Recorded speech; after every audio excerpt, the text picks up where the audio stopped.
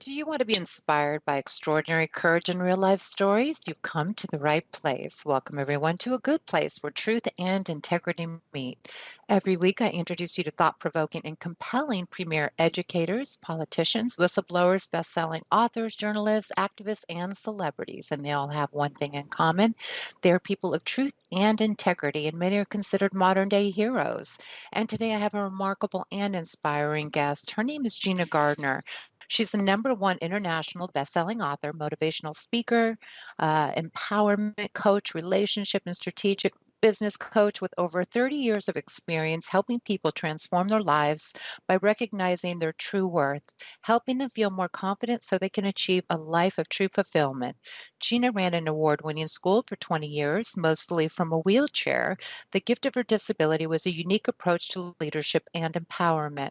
Her latest number one best-selling book, Thriving, Not Surviving, offers the insights, principles, and strategies which underpin that success. She is the founder of Thrive Together Tribe membership group and creator of the Thriving, Not Surviving transformational personal and spiritual development program. Gina's on a mission to positively impact the lives of 1 million people by 2023, helping them step into their most authentic self to recognize and own their genuine power buried within to become a spiritual matriarch and patriarch, to have the power to change, feel self confident, find their purpose, achieve true fulfillment, and to help others do the same. And she's appeared on numerous shows, and she's been in the Reader's Digest, NBC News, ABC, BBC Radio, the Wall Street Journal, and the list goes on and on. And so I'm very excited to have you today, and thank you for agreeing to this interview. It's my pleasure. Thank you very much for having me on the show. And what inspired you exactly to enter the field of personal growth and trying to become a successful person? I don't think it's any one thing. My professional life started off by teaching, and it was something that I found that loved and I was good at. And it gave me huge pleasure to watch that aha moment, to watch children, and later on when I became a principal, the staff, to move from I can't do this, this is too hard, to I do this and I love it. And that gave me an enormous amount of pleasure. And I was promoted very early and I became a principal when I was 29. And then for 20 years ran my school. And so for me, it was how did I imbue the staff with that sense of excellence and enable them to take radical responsibility for their own performance and a shared responsibility for the performance of the school. And it was incredibly successful. Um, and for me, that, I suppose, watching that level of growth and empowerment, part of that was my own journey. And as you've said, that I ran my school for the most part from a wheelchair. And so there were incredible gifts and lessons that I learned through managing my own limitations in a way that was purposeful and fulfilling. Mhm. And just a question, what how did you end up in a wheelchair? Because this is not something you've had since you were a child. And so I want people to understand that, people's lives aren't I don't think I know anyone whose life has been easy, especially at the times that we live in. And so people sometimes hear, motivational speakers and think, "Oh gosh, it must be easy for them. They probably haven't had the challenges that I've had." But I'm here to say that a lot of people who get into that line of work or feel an affinity for this type of work do come from some of the most challenging backgrounds. I've certainly had my challenges. I was appointed to be the deputy principal at age 28, and I was appointed to be the catalyst for change. I was the youngest bar two on the staff, and for the first 6 months, I was busy working with the principal to plan how we were going to move things along. The school was very old fashioned, and most of the staff had been there since they qualified. And as I say, most of them were older than me. Now, in the UK, in February, we have what's known as half-term holiday, and we get a week off. And I was really pleased to get there, and I went off skiing. And in those days, it was the fashion to have skis which are longer, the longer the better. and I spent most of the week wrapping that extra bit of ski around my neck. And I had a bad fall on the Thursday, and I said to my friends, look, tomorrow I'm just going to ski gently and I'm going to get my nerve back. And we agreed that we'd meet for lunch, which we did. And they said that they'd found a fabulous new run. We were in St. Anton in Austria.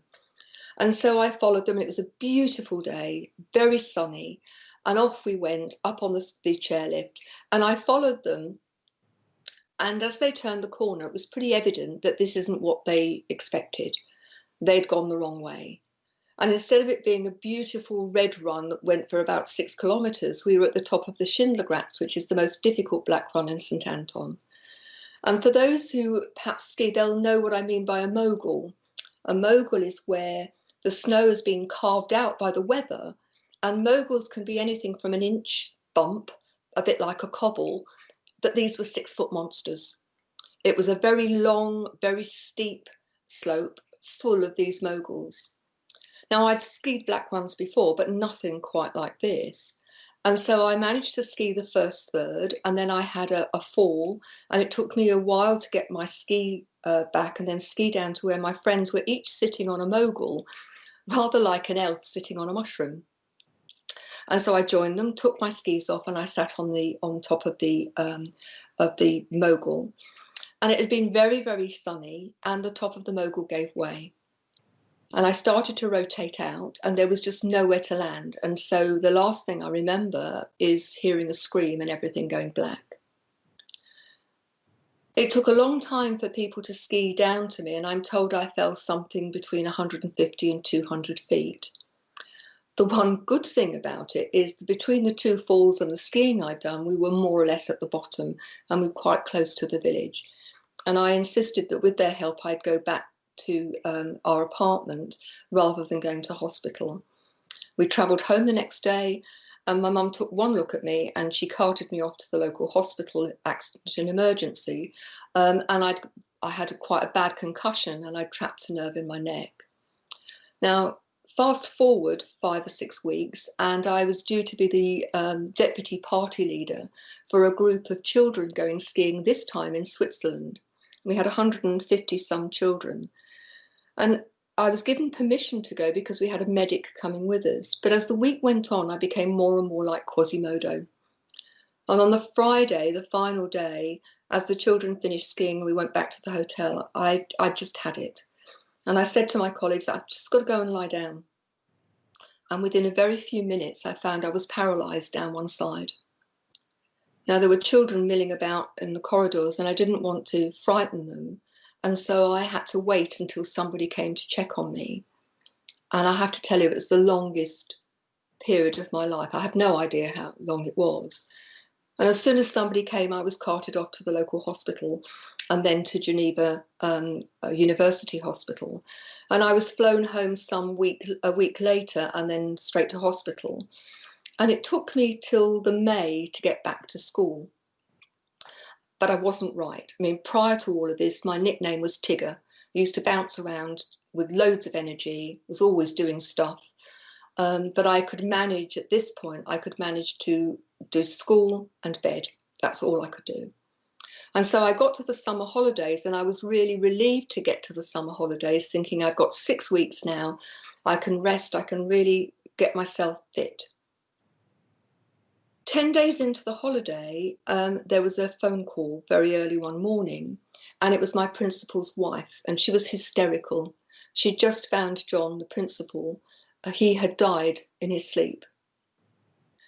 So far from it being a restful holiday, I helped her sort the funeral out. I had to let the staff, the parents, the local authority know, and I became acting principal. And I was appointed to be the permanent principal in the January. Now, I was the principal for just over 20 years. And during that time, my mobility deteriorated. So by 1987, I was using a wheelchair to get around school.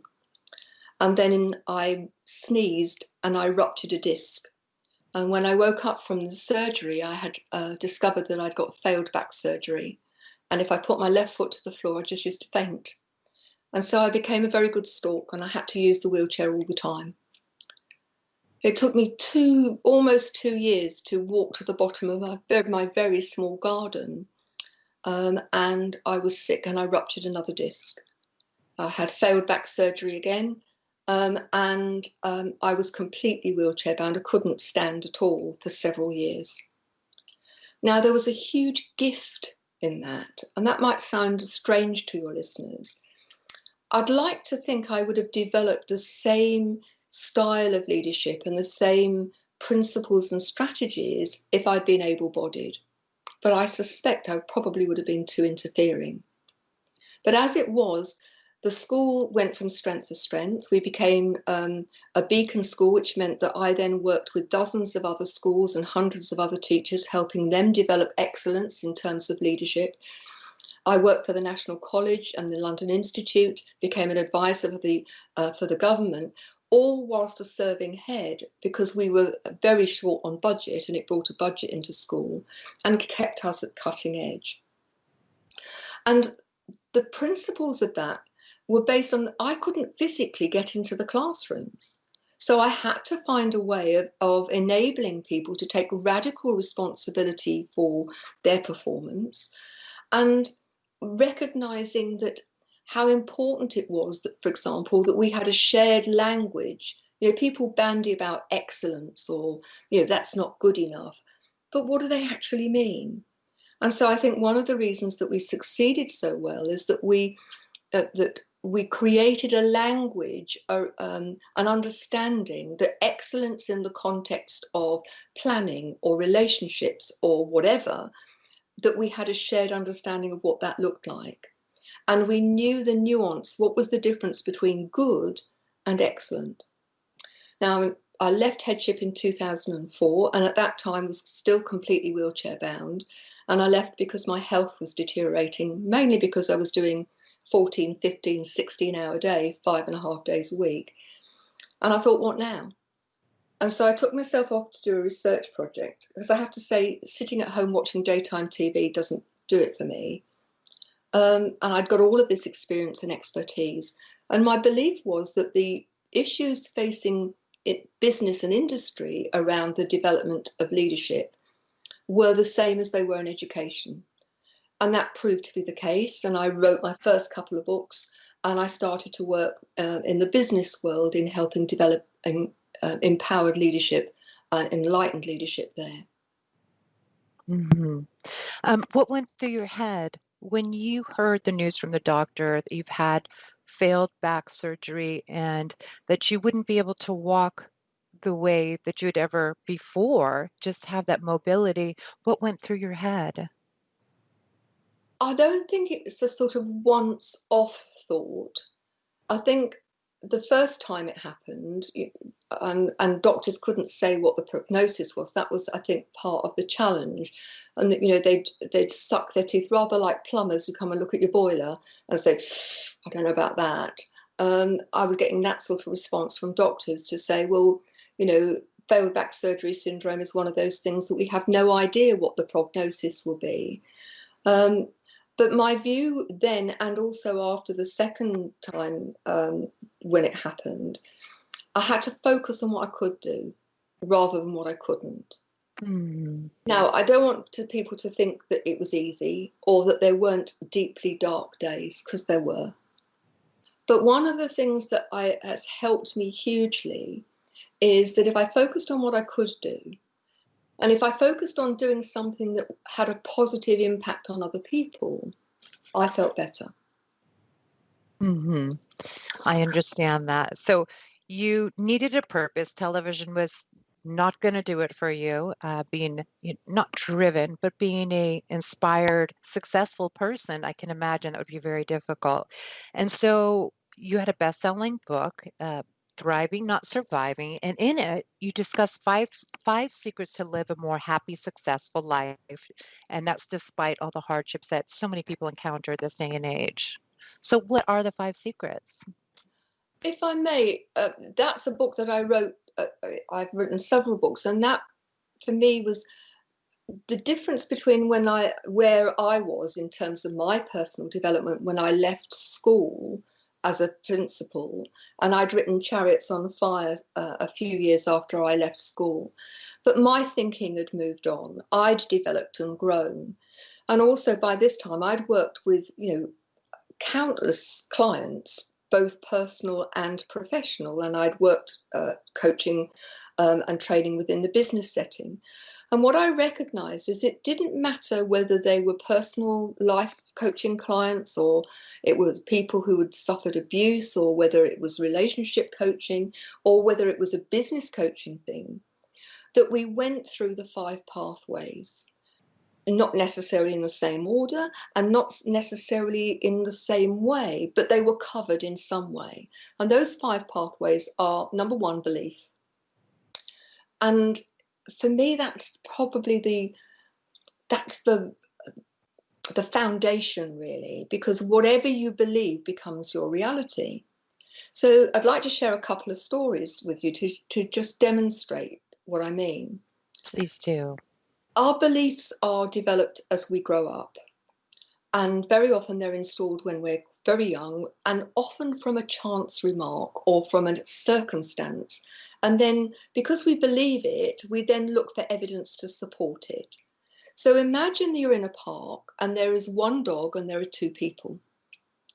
And the dog comes up to the first person who was bitten when they were 3, very nervous about dogs, squeals, throws their arms up, the dog gets very nervous and growls. Their belief that all dogs are dangerous is confirmed.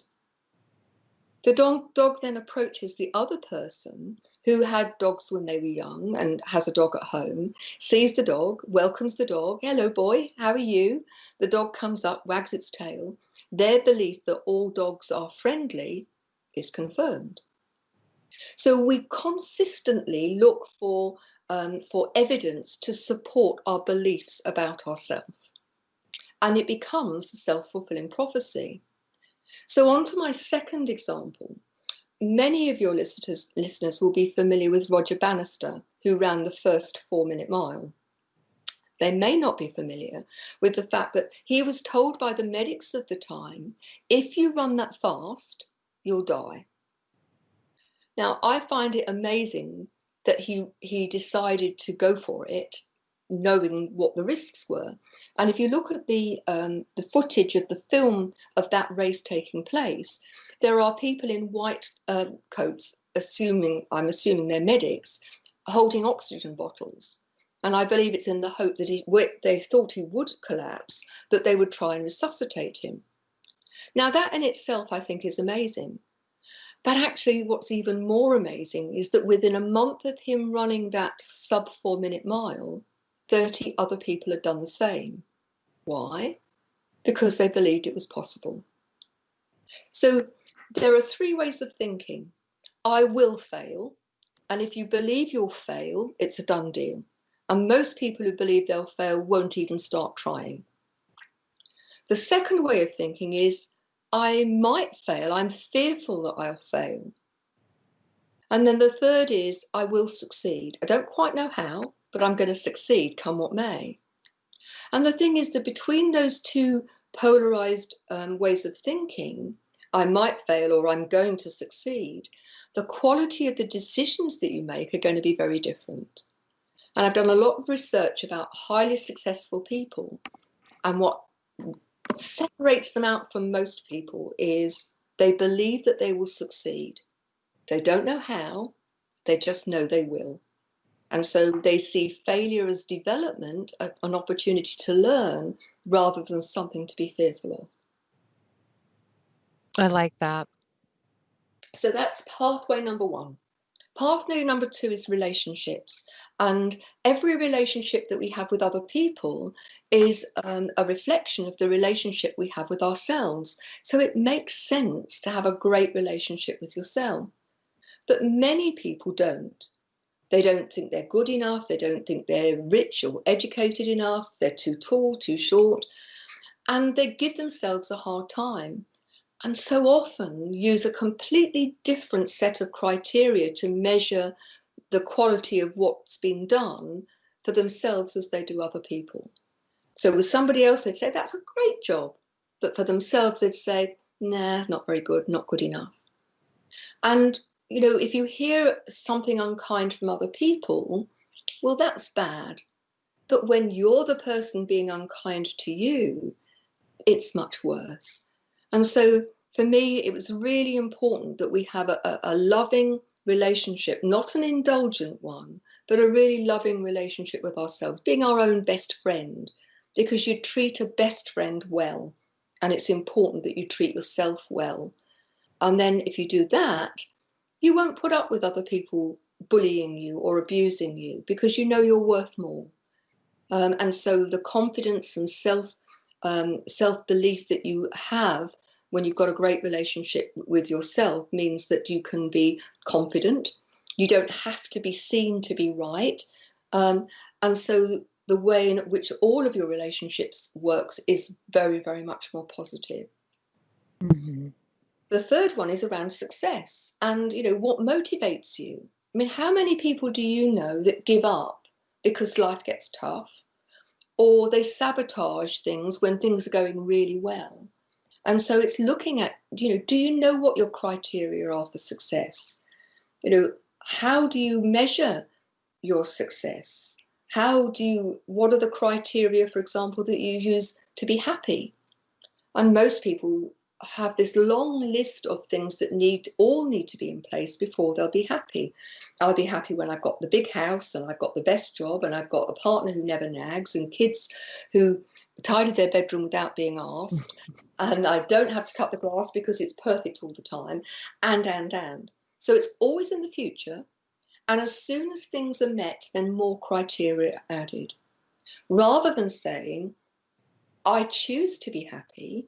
I'll be happy every time I have a nice cup of tea, or I go and have a hot shower, or sometime when anybody rings me, or when I see a beautiful flower. And so you can choose your state of happiness, is my belief, and certainly my experience. And it was one that helped me on those dark days, that if I was grateful for the things that I could enjoy, even when the day was awful, there were always things that I could appreciate and be happy about. Mm-hmm. I like that. Num- Oh, go Sorry, ahead. You I was go. going to say, number 4 is about the choices you make and a change and transition. Interesting, isn't it, how we are challenged by change, and yet it's one of the constants in life. You know, death, taxes, and change are probably the 3 most constant things in our life. And we're hot wired to fear change because we like to think we're evolved, but we're very much like cavemen and women. And for them, any change was a threat to survival. And so we're hot wired to be very wary of change. And we've got to recognize that we're no longer cavemen and women. We're not herd animals, that we can manage change. And if you embrace change and you look at that in a very different way, or change your perspective and you change your reality, then life becomes so much more comfortable. And the 5th pathway is around purpose and fulfillment. Many of my clients, you know, have got all the trappings of success and think to themselves, is this it? And it's about helping people recognize what their purpose is and to gain true fulfillment. And very often that's got it's about being of service to others, and how to do that. And it's about embracing your creativity and things like that. And so the book was a distillation of all of my experience, and, you know, how I've worked with so many people from so many different walks of life, and yet these were the common threads. Well, those are really great pointers for people. And, you were talking about choices. And, oftentimes when I'm speaking to people, they're like, I wish I could have done this. I should have, would have. And I always say, don't know, could have, should have, would have, because that's the past. Let's just work from here on, Absolutely. from this day. And I also think, like, as far as success goes, I don't know if some people, for me, I was successful on accident because I was so shy and timid. And it was ironic that I ended up doing this kind of work. And I remember having like a conference call like for human rights, and it was just 20 people, and I was shaking and sweating, and then I don't know, and then practice. And then once I committed to doing something, I commit fully. And I think a lot is to be said for committing and learning that, just because something you're having a rough point, don't walk away. Just stick with it. Because we're not children, we're adults. Children can be like, "Oh, I don't want to go, I don't want to do that right now." They just, they give up on. Oh, we'll be right back after these station messages, everybody.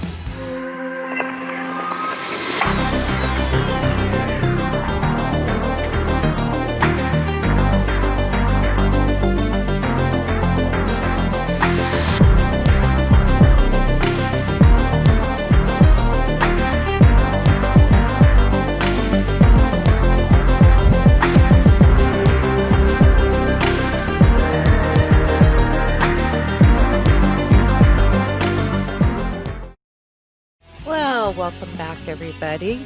I am here with Gina Gardner, and we're basically discussing her best-selling books, and she is the leader of Enlightenment Leadership Program, which we'll be getting into shortly. And before the break, we were basically talking about choices and choices that you've made. But see, we don't have control over the past choices. We can't have, or at least this is my personal belief, we can't live in shoulda, coulda, woulda. But the choices from this point on will matter, or something to look forward to. So really try to, in my opinion, you have to analyze a little bit what you've experienced and the choices you've made so you can make new choices. It's never too late to start over. It's never too late to just begin a new life with a new attitude, which I know takes a lot of work, and to choose a new profession. And also, before the break, we were also discussing having a purpose. That's one of the things that makes people happy. And like I was saying, I accidentally found a purpose, and now it gives me such joy, and it's such a great feeling to wake up knowing that there's stuff I need to do, important work that needs to be done. So I just wanted to share that with people. Those are the things that have worked for me. So I guess we can go into your Enlightenment Leadership Program. I would really like to hear more about that, and I'm sure the listeners would too. Thank you.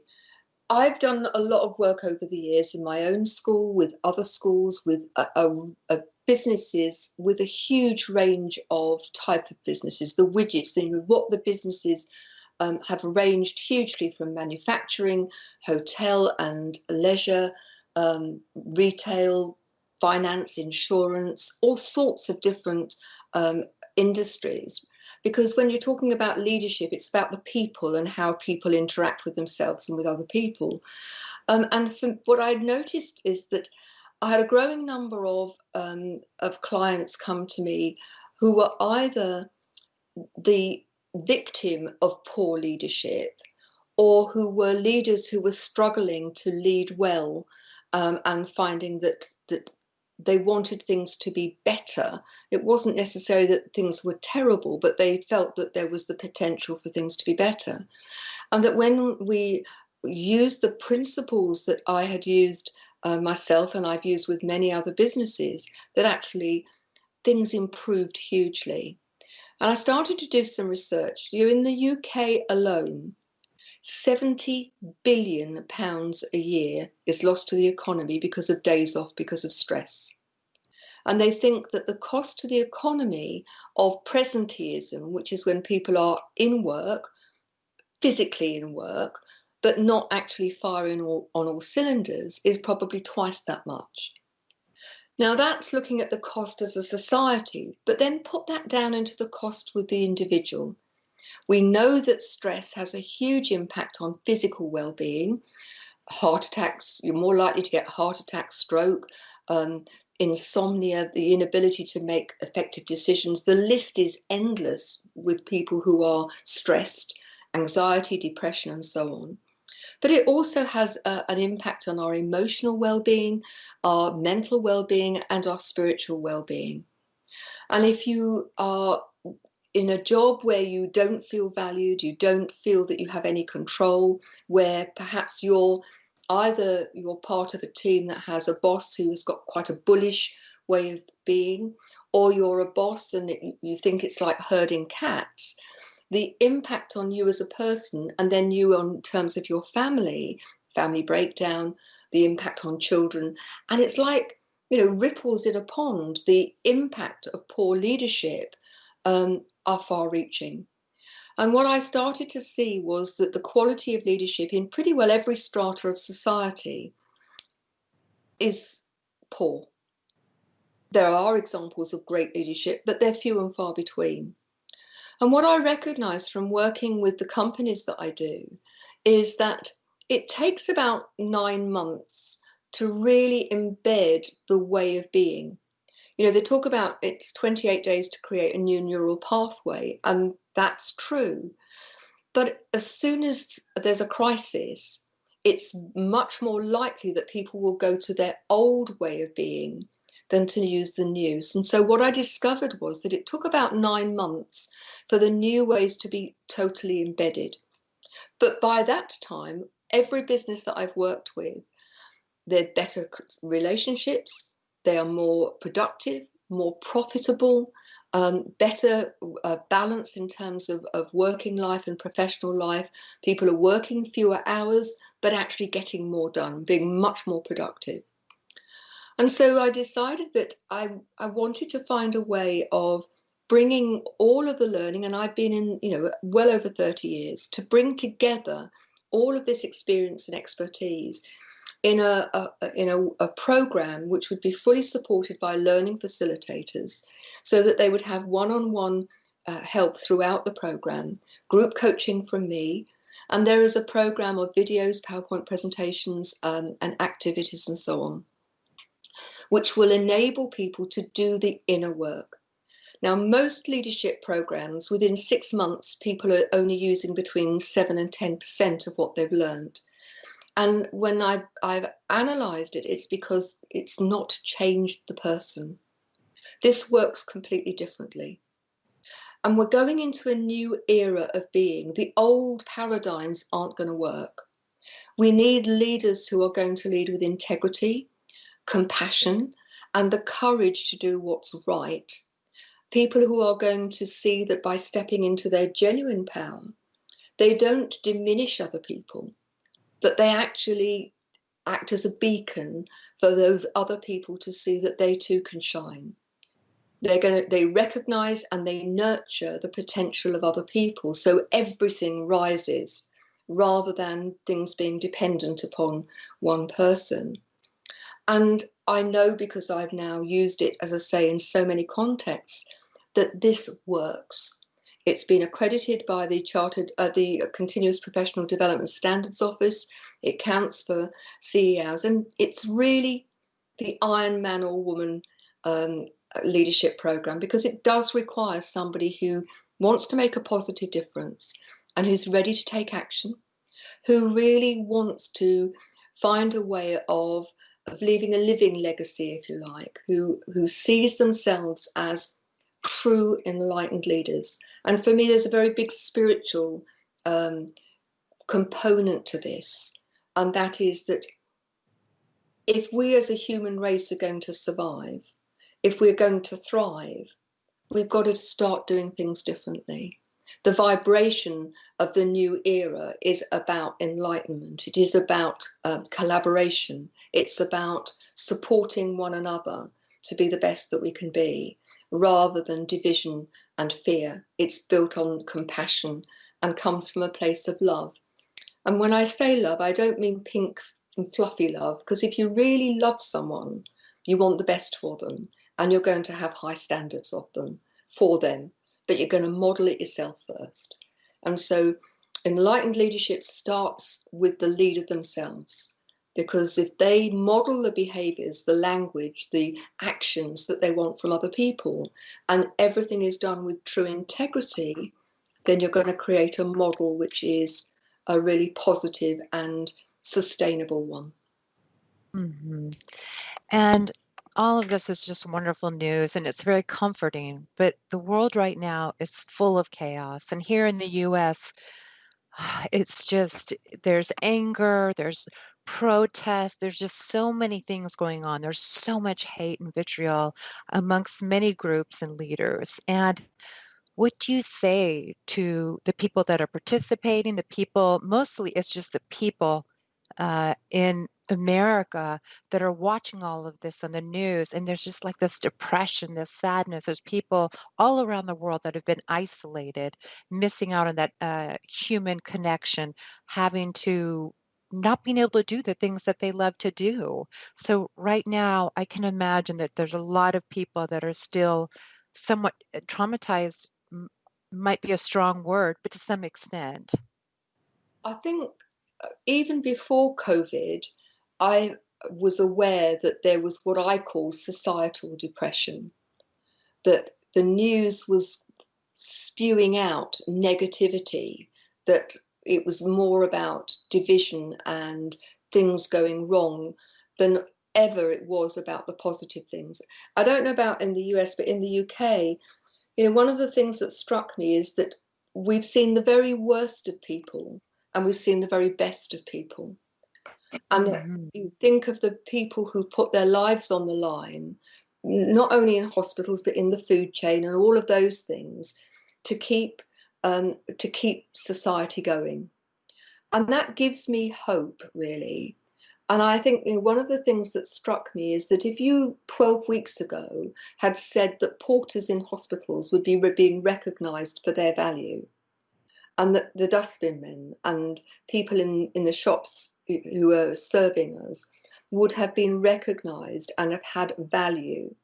Because prior to COVID, if you weren't a celebrity, you hadn't been in a jungle eating worms, or you weren't a sportsman or a musician or a celebrity of some sort, you got no recognition at all.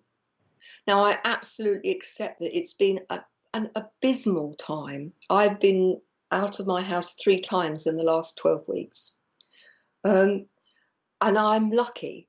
I was speaking to somebody just before this call. He's got 2 little children. His wife's disabled, and they live in a flat. And they've had a 3-year-old and an 8-year-old in a 2-bedroom flat for 12 weeks.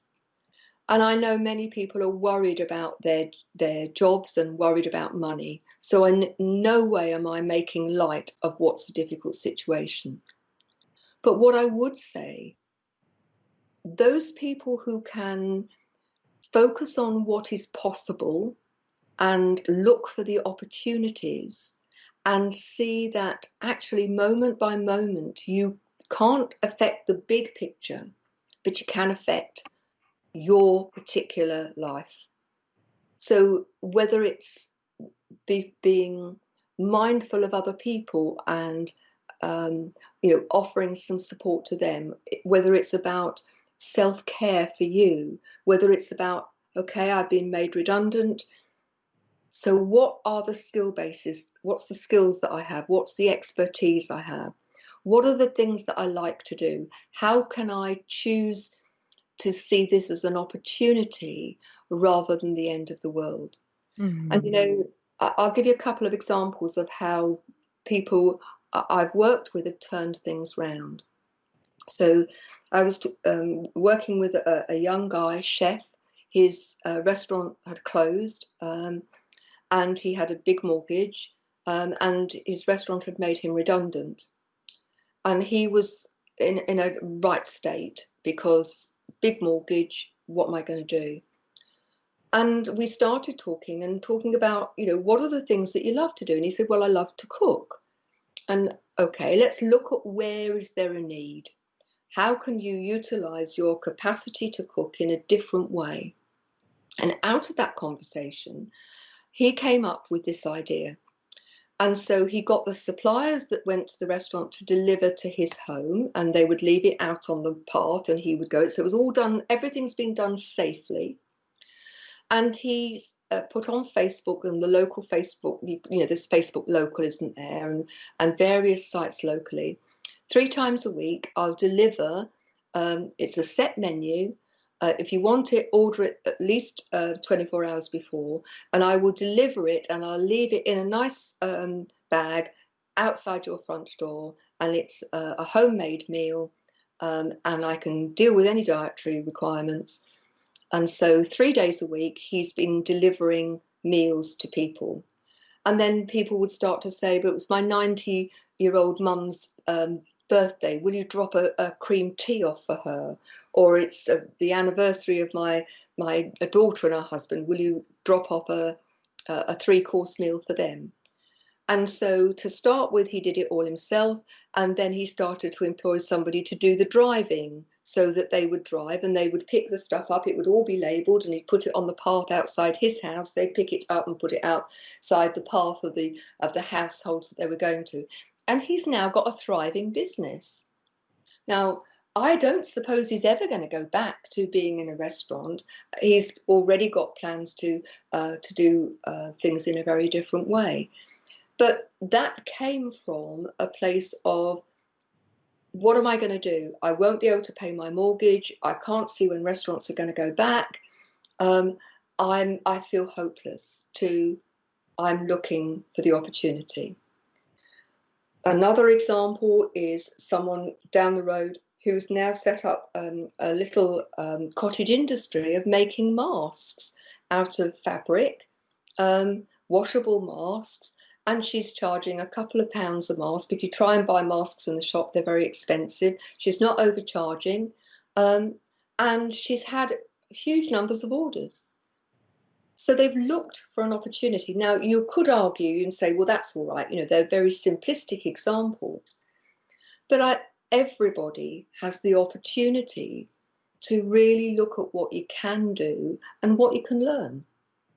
And, ultimately, I've worked with a lot of people who've been made redundant in the past.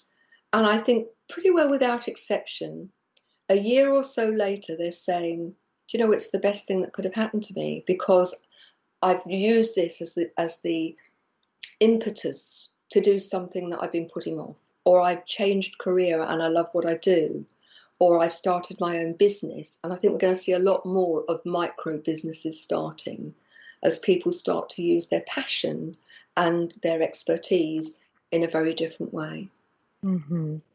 And I just want to say, some of these protests out here in the States have been so violent, and I guess it's going on a global level too. There's interest and concern and outrage about what has occurred here in America. Here in America, at certain points we thought it was okay to own human beings, and it's just so sad. And it wasn't even that long ago when the tide shifted and there was even equal opportunity. I mean, it was in my parents' life, during their duration in life, they saw all this. And the same with women. And and we were talking about this yesterday, women were told they needed to wear a skirt. They were usually a secretary. They were expected to be at home taking care of kids and blah, blah, blah. But I think finding a balance of the two has worked for me, and I hope it works for others. We don't have to be extreme about anything. You don't have to give up having children not to be able to do something. And you just have to be the kind of person who wants to have children and has the ability to do that. But I just really think that what I've seen with the protests has been quite remarkable. And I'm not referring to the looting and the violence that's ensued, but it's been an eye-opening experience for myself and many people in America, because after having Obama as a president, President Barack Obama, I just thought, oh, this is really going to change the racism, and this will really hopefully lessen racism in our own country. But from what I've seen, it's almost feels like a civil war. And that was even before the protests. And we were talking about yesterday, I think a lot of times what has to happen is things have to come to the top. You have to see it very obvious, isolated, and you have to see the anger and the outrage and all the feeling of all these repressed feelings. They have to come up and take light in order for there to be change. And there's a lot of other different things that are responsible for the protests, but I'm really happy to see that using your voice and speaking out for groups of people, marginalized groups, and for people that really need help and assistance. This is really, it's done a lot of great things. I mean, even Here's a short little list here. What does the protesting accomplish? Well, within 10 days of sustained protests, Minneapolis bans the use of chokeholds.